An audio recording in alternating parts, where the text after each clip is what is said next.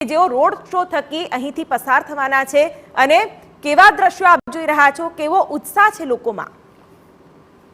એરપોર્ટની બહાર ત્યારથી જ લોકોનો ઉત્સાહ છે તે જોવા મળી રહ્યો છે। આ ઉપરાંત બંને જે એક જ કારમાં સવાર હતા અને ખાસ કરીને જે અહીંથી એરપોર્ટથી જે તેમનો રોડ શો શરૂ થયો છે ત્યાં અલગ અલગ જે સ્ટેજ બનાવવામાં આવ્યા છે તેમાં અલગ અલગ ઝાંખીઓ કૃતિઓ દર્શાવવામાં આવી છે। ખાસ કરીને 16 જેટલા રાજ્યો છે કે તેની અલગ અલગ કલા સંસ્કૃતિ છે તે પણ દર્શાવવામાં આવી છે। અલગ અલગ નૃત્યો દ્વારા પણ તે બતાવવામાં આવશે અને મોટો કાફલો છે તે અહીંથી પસાર થઈ રહ્યો છે। ખાસ કરીને 1 કલાક પહેલા જ જે વડાપ્રધાન છે તેઓ અમદાવાદ એરપોર્ટ ઉપર આવી પહોંચ્યા હતા। ખાસ કરીને હવે જે છે બંને જે એક જ ગાડીમાં સવાર થઈને નીકળ્યા છે અને ખૂબ મોટો કાફલો અહીંથી પસાર થઈ રહ્યો છે, પરંતુ લોકોમાં પણ ભારે ઉત્સાહ છે કેમ કે ખૂબ જ મોટી જનમેદની જોવા મળી રહી છે। જે એરપોર્ટ સર્કલ થી લઈ અને ઇન્દિરા બ્રિજ સુધી જે લોકોનો ઉત્સાહ છે કેમ કે 3 કલાક પહેલા જ લોકો છે તેઓ અહીં આવી પહોંચ્યા હતા અને બંનેનું સ્વાગત કરવા માટે કેમ કે બંને દેશોના જે સંબંધો છે તે આ જે રોડ શો છે તેના ઉપર ખ્યાલ આવી જાય જે રીતનો રોડ શો અત્યારે યોજાયો છે।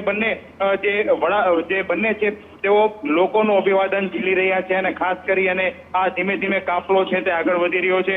લોકો પણ તેટલા જ ઉત્સાહમાં તેને વેલકમ કરી રહ્યા છે કેમ કે જે રીતે વાઇબ્રન્ટ સમિટમાં ભાગ લેવા માટે તેઓ પહોંચ્યા છે અને યુએના પ્રેસિડેન્ટ છે તેઓ પણ અહીં આવી પહોંચ્યા છે અને તેઓમાં પણ એક ઉત્સાહનો માહોલ બિલકુલ જોવા મળી શકે કેમ કે જે રીતે આપતા સ્વાગતા ભર્યું સ્વાગત છે તેમનું અહીં કરવામાં આવ્યું છે। મેં જે રીતે કહ્યું કે 16 અલગ અલગ રાજ્યો છે કે તેની કલાકૃતિ તેમના સ્વાગત માટે દર્શાવવામાં આવી છે અને લોકો છે અલગ અલગ નૃત્ય થકી પોતાની સંસ્કૃતિઓ પણ છે અહીં બતાવી રહ્યા છે અને ધીમે ધીમે આ જ પ્રમાણે કાફલો છે તે આગળ વધી રહ્યો છે। જી બિલકુલ હરીન, તો એક તરફ દ્રશ્યો છે ગાર્ડ ઓફ ઓનર સાથે જ્યારે અલ નાહયાનનું સ્વાગત કરવામાં આવ્યું હતું, બીજી તરફ આ ભવ્ય રોડ શોના દ્રશ્યો।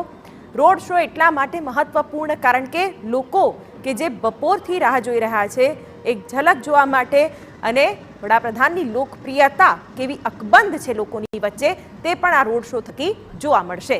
આ સાથે વરિષ્ઠ પત્રકાર અને રાજકીય વિશ્લેષક અજયભાઈ ઉમટ જોડાઈ ગયા છે। અજયભાઈ, ખાસ તો વડાપ્રધાનની લોકપ્રિયતા સાથે સાથે જ્યારે વૈશ્વિક ફલક પર ભારત અને ગુજરાતનું નામ લેવાય ત્યારે આ રોડ શોના દ્રશ્યો કે કોઈ વૈશ્વિક નેતાનું આગમન આ તમામ દ્રશ્યો ખૂબ જ મહત્વના બની જાય છે।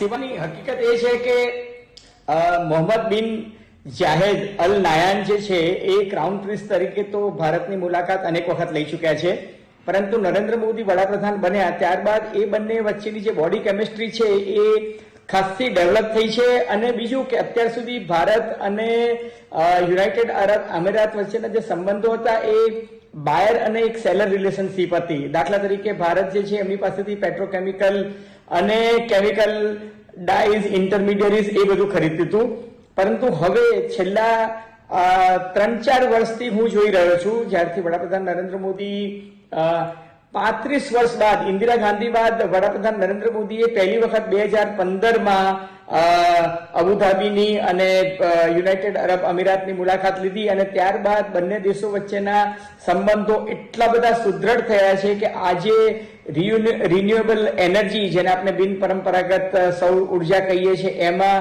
ગ્રીડ કનેક્ટિવિટીમાં, એનર્જી અને ફૂડ સિક્યુરિટીમાં જબરજસ્ત ઇન્વેસ્ટમેન્ટ જે છે યુનાઇટેડ અરબ અમીરાત કરવાનું છે।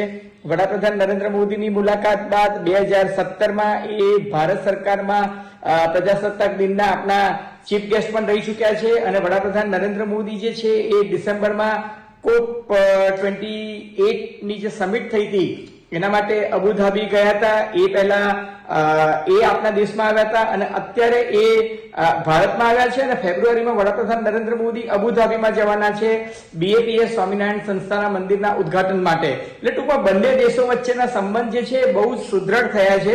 એ લોકો $2 બિલિયન ઇન્વેસ્ટમેન્ટ કરી રહ્યા છે ગુજરાતમાં અને ભારતમાં, ખાસ કરીને ફૂડ પાર્ક જે છે એ બનાવવાના છે અને મોદી વડાપ્રધાન બન્યા ત્યારબાદ બંને દેશો વચ્ચે વેપાર વૃદ્ધિ જે થઈ છે એ એટલી બધી થઈ છે કે અત્યારે ઇન્ડિયા અને યુનાઇટેડ અરબ અમીરાત એ 3rd લાર્જેસ્ટ ટ્રેડ પાર્ટનર છે। લગભગ $83 બિલિયન આપણા બે દેશો વચ્ચે જે છે એ આદાન પ્રદાન થઈ રહ્યું છે ઇમ્પોર્ટ એક્સપોર્ટનું. એટલે હું માનું છું કે બંને દેશો વચ્ચેના જે સંબંધો જે છે એ સંબંધો વ્યાપારિક દ્રષ્ટિએ, સાંસ્કૃતિક દ્રષ્ટિએ અને ડિપ્લોમેટિક દ્રષ્ટિએ જબરજસ્ત છે. અને એક મુસ્લિમ દેશ હોવા છતાં પણ વિશ્વનું એક સૌથી મોટું હિન્દુ મંદિર બાંધવા માટે સુલતાને જે જમીન આપી છે, મને લાગે છે કે એ એક બહુ જ મોટું જેસ્ચર છે અને ભારત પણ એને સ્વીકારી રહ્યું છે. અને એટલે જ વડાપ્રધાન નરેન્દ્ર મોદી કહે છે કે માય બ્રધર હેઝ કમ. બિલકુલ, એટલે જ અજયભાઈ જે